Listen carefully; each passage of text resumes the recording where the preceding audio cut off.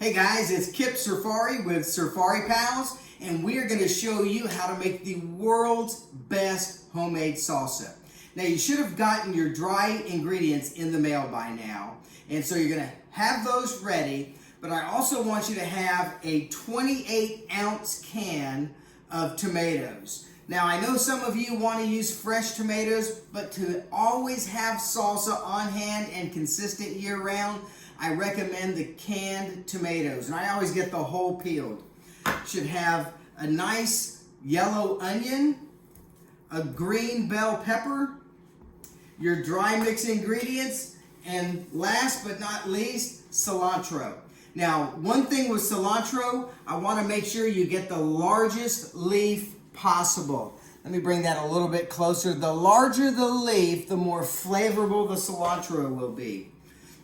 Now the first thing you want to do is, if you do not have a Ninja blender. Now this is not necessarily a commercial for Ninja blenders, but the Ninja blender is my blender of choice. If you have a regular blender, it is very important to put these ingredients into the blender exactly in the way that I give you step by step. So the first thing we want to do is you're going to cut up your cilantro. You control how much you want. I like a nice, good handful of cilantro. After that, I want you to take your yellow onion and cut that up and put in as much as you want. I like, if this is a pretty good medium-sized onion, I'll probably cut off about a good 1/3 to maybe almost a little beyond 1/3, but not quite a whole half. And then we want to take your bell pepper, you want to cut it up and take the seeds out of it, and then of course your can of tomatoes. Now, to speed the process up a little bit, I've pre-chopped those veggies.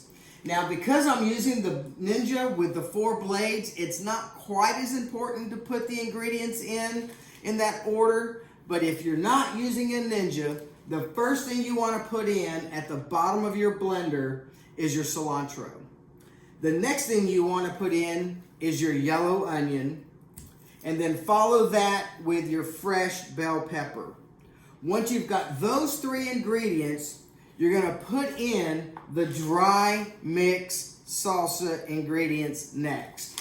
In this case, I'm putting those in pretty much in the exact same order. I already had the cilantro at the bottom, and the onion is somewhat mixed in there, but it's mostly at the bottom with the bell pepper. So if I were at home, I put in my cilantro, my onion, my bell pepper. In your case, you're going to get a packet like this. I have mine pre-packaged in these little packages here. I'm going to put that in next, and then get the rest of that out. There we go. My 28-ounce can of whole peeled tomatoes go next. Now, some of you might want your salsa a little chunkier, so you get to control how chunky you want that salsa. We put that on here. We lock it in. Now, come a little bit closer here, Jen. I want to show them exactly how this blends with this Ninja. If you'll see, it's blending really well.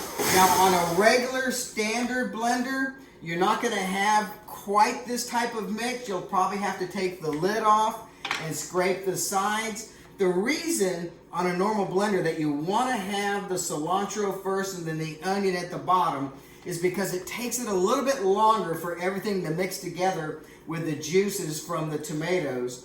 And so that cilantro and onion will emulsify together at the bottom. So here we go. We're going to finish kind of looking at that there. That's about the consistency that I want. Doesn't take but maybe 5 or 10 quick spurts on pulse here. But I want to show you guys exactly what this looks like. Can you guys see that right there? I am telling you. Hold on one second. I'm going to grab a spoon and I'm going to show you a little closer exactly what that looks like so you can see that. Now, I wish you had taste-o-vision because I'm going to give this a go. Oh, it's a good batch. Great batch. Just enough spice. Perfect blend of tomatoes. The onion, the cilantro, and the bell pepper just make it awesome. We'll see you next time. Look for some recipes on how to cook with your salsa over and above just having it for chips and dip. Until next time, it's Kip Surfari. Have a great day. Surf's up, and we'll see you later.